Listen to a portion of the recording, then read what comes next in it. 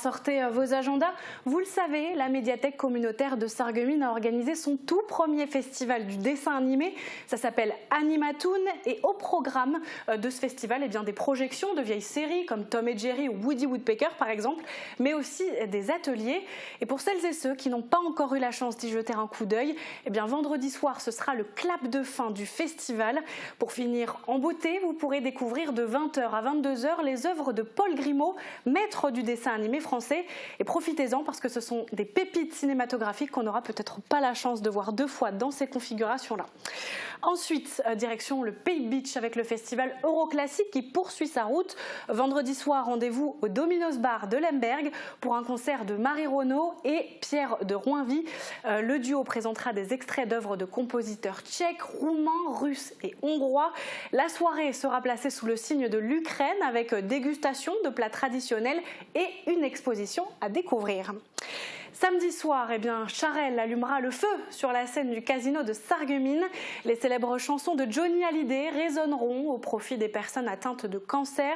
C'est l'association Agir Ensemble qui organise la soirée. Tarif 15 €. Mais attention, les places sont limitées, alors vous pouvez réserver vos places auprès de l'Office de tourisme de Sarreguemines.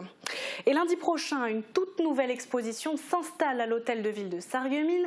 Christiane Kepler vous invite à son vernissage à partir de 17h. Elle présentera ses œuvres qui seront visibles du 3 au 9 octobre. L'exposition est intitulée « Des instants de grâce ». Et pour finir, je vous donne l'info un peu en avance. Le Rotary Club de Sarreguemines est de retour avec un tout nouveau spectacle, La légende de Carmen.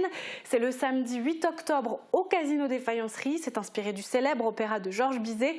On écoute la présidente du Rotary Club qui nous en dit un peu plus. Donc c'est un spectacle qui s'adresse à tout public, aux adultes comme aux jeunes, et parle de Carmen, de l'amour de Carmen et de sa détresse et de tout ce qui tourne autour de Carmen.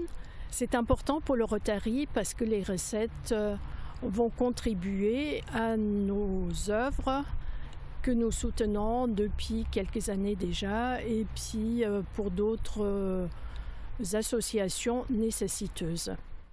Et les billets sont d'ores et déjà en vente à l'Office de tourisme Sarreguemines Confluence, à Cora et sur le site internet rotary-club-sarreguemines.org. Tarif 20 € pour les adultes, 10 € pour les enfants. Et comme vous l'aurez compris, les bénéfices seront reversés à différentes œuvres caritatives du Rotary. Et voilà pour les bons plans de sortie, Margot. Voilà, ça c'est dit. Merci beaucoup Maureen pour ces bons plans. On va parler tout de suite festivités. Et oui Margot, on va parler binous. Alors après le mois de septembre, qu'est-ce qu'il y a ? Le mois d'octobre. Oui, bingo. Et qu'est-ce qui se passe au mois d'octobre ? Il y a Halloween notamment. Alors oui, il y a Halloween, mais il y a aussi la Oktoberfest. Oktober qui signifie octobre et Fest qui signifie fête. Littéralement, on traduit ça par la fête d'octobre. Et donc la fête de la bière. C'est ça. Alors quand on pense à l'Oktoberfest, on pense à la bière. Mais sais-tu d'où elle vient cette fête, Margot ? Absolument pas. Je dirais de nos voisins allemands, comme ça. Absolument, de Munich plus précisément. Et à la base, cette fête, elle n'a pas été créée pour picoler, mais pour célébrer un mariage royal. Le 12 octobre 1810, le prince héritier Ludwig Ier de Bavière épouse la princesse Thérèse de Saxe-Hildburghausen. Et eux, ils ne se marient pas à la salle communale de Wieseler, non. Eux, ils organisent d'immenses festivités à l'échelle de la ville de Munich et tout le monde est invité. À l'époque, il n'y avait pas de DJ qui passait Magic System ou encore la Macarena. Non, eux, ils organisaient plutôt des grandes foires à ciel ouvert avec des courses hippiques. Et c'est ainsi que le 17 octobre 1810, la toute première Oktoberfest de l'histoire s'est tenue sur la Theresienwiese, la prairie de Thérèse, baptisée ainsi en l'honneur de la princesse. Mais alors si cette fête elle a été organisée pour célébrer les noces du couple princier, pourquoi est-ce qu'on la fête encore aujourd'hui ? Parce que les gens aiment faire la fête. Margot, qu'est-ce que tu veux que je te dise ? En vrai, c'était aussi pour célébrer l'anniversaire du mariage du couple princier et de renforcer l'unité de la Bavière. Mais organiser l'Oktoberfest chaque année, c'était aussi une question d'ordre économique. Ah oui, pourquoi ça ? Si aujourd'hui on associe l'Oktoberfest à la fête de la bière, c'est grâce aux brasseurs munichois. La bière, c'est la boisson typique de Munich et de nombreuses brasseries s'y sont installées. Qui dit brasserie dit stock de bière et l'Oktoberfest était un bon moyen d'écouler les stocks stock avant l'arrivée de l'hiver. C'est aussi pour ça qu'aujourd'hui on dit que l'Oktoberfest, c'est la fête de la bière. Et du coup c'est marrant parce que de base l'Oktoberfest ça célébrait un mariage royal qui est quand même plutôt important. Mais tout ce que les gens retiennent aujourd'hui c'est que c'est la fête de la bière quoi. Et c'est que dans les années 60 que les courses hippiques prendront fin pour laisser place au festival tel qu'on le connaît aujourd'hui. D'accord, ce festival qui se tient donc tous les débuts du mois d'octobre.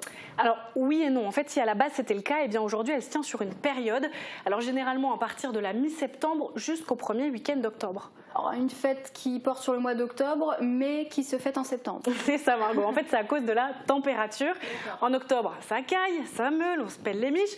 Alors au fil du temps les festivités ont été avancées pour pouvoir profiter des températures encore clémentes du mois de septembre, même si avec le réchauffement climatique actuel on pourra bientôt célébrer l'Oktoberfest en décembre. Ouais. Et cette fête traditionnelle, donc elle tient depuis plus de 200 ans alors. C'est ça, et bien cette année ça fait exactement 212 ans que l'Oktoberfest a vu le jour, mais des périodes sombres de l'histoire l'ont mise de côté à 24 reprises, guerre, crise économique ou encore épidémie. D'ailleurs l'année 2022 marque le grand retour de l'Oktoberfest à Munich, car Covid oblige, elle n'avait pas pu se tenir durant 2 ans. Aujourd'hui cette fête elle se célèbre un peu partout dans le monde, même si le chef-lieu reste évidemment la ville de Munich, là où tout a commencé. Ouais, ça doit être sympa là-bas. Est-ce que toi tu es déjà allé? Oui, j'y suis allée plusieurs fois même. En fait, les festivités, elles se tiennent un peu partout dans la ville. Mais le cœur de fête, c'est toujours à la Theresienwiese, où tous les Biergarten en fait, se succèdent et où la fête foraine se tient aussi chaque année. Ça doit brasser énormément de monde, comme on a pu le voir sur les images. Excellent jeu de mots, Margot. Effectivement, l'Oktoberfest de Munich, c'est plus de 7 millions de visiteurs en moyenne chaque année et près de 6 millions de litres de bière tirée. C'est énorme. Et pour respecter la tradition, il faut se vêtir de Trachten, les vêtements traditionnels bavarois, un Lederhosen pour les hommes et une Dirndl pour les femmes. Et surtout, il faut avoir une bonne descente parce que les bières sont servies par litre dans des shops qu'on appelle une Maßkrüge. Et voilà, c'est assez énorme. Ouais, tu as l'air experte sur le sujet et je suis un peu déçue à vrai dire que tu ne sois pas en tenue traditionnelle. Ah oui, désolée. J'ai voulu, j'en ai pas trouvé. Je suis désolée, ça va sûrement arriver là dans les magasins prochainement, mais pardon. Je suis déçue. Bon, bref, on l'a compris, donc la fête de la bière est allemande, mais tu dis qu'elle se célébrait partout dans le monde et on l'a fête chez nous, j'imagine. Évidemment qu'on l'a fait chez nous, Margot, il faut sortir le dimanche. Alors le pub McLaren's de Sarreguemines d'ailleurs a déjà célébré sa propre Oktoberfest le week-end dernier. Et pour celles et ceux qui n'ont pas eu la chance d'y participer, il vous reste quelques dates à noter dans votre agenda. Alors c'est parti, le 15 octobre prochain à la salle des fêtes de Wieswiller, la société carnavalesque de Sarreguemines est enfin de retour pour célébrer comme il se doit la fête de la bière. On l'attendait depuis plus de 2 ans, mais ça y est, à partir de 19h, vous pourrez chanter à une Prosit en tenue bavaroise et une chope à la main. Alors attention, l'entrée elle est payante et donc le temps d'une soirée, Munich s'invite chez vous. Alors profitez-en. Deuxième date, il y a l'association Espoir Sportif du Pays de Bitche qui vous propose une soirée autour de la thématique de la fête de la bière le 8 octobre 2022 à partir de 20h. Au programme, musique typique dans le style Ballermann, Mallorca, années 80 à nos jours, et ça se passe à la salle des fêtes de Binin. Et puis il y a aussi l'amicale des sapeurs-pompiers de la Bickenalb qui vous propose une soirée autour de la fête de la bière le 22 octobre 2022 à partir de 19h à Erchin. La soirée sera animée par Michel Ledig et vous retrouverez les fameuses chopes de 1 litre pour les grandes soifs, et les tenues traditionnelles sont bien évidemment conseillées. Et donc un dernier mot pour la fin, Margot, parce que c'est important de le rappeler, l'abus d'alcool est dangereux pour la santé, à consommer avec modération. Et puis si vous comptez aller à une de ces 3 fêtes, désignez un SAM. N'oubliez pas, c'est important. Celui qui conduit, c'est celui qui ne boit pas. Prost. Et c'est toujours bien de le rappeler. Merci beaucoup Maurane. On te retrouve la semaine prochaine pour un sujet différent.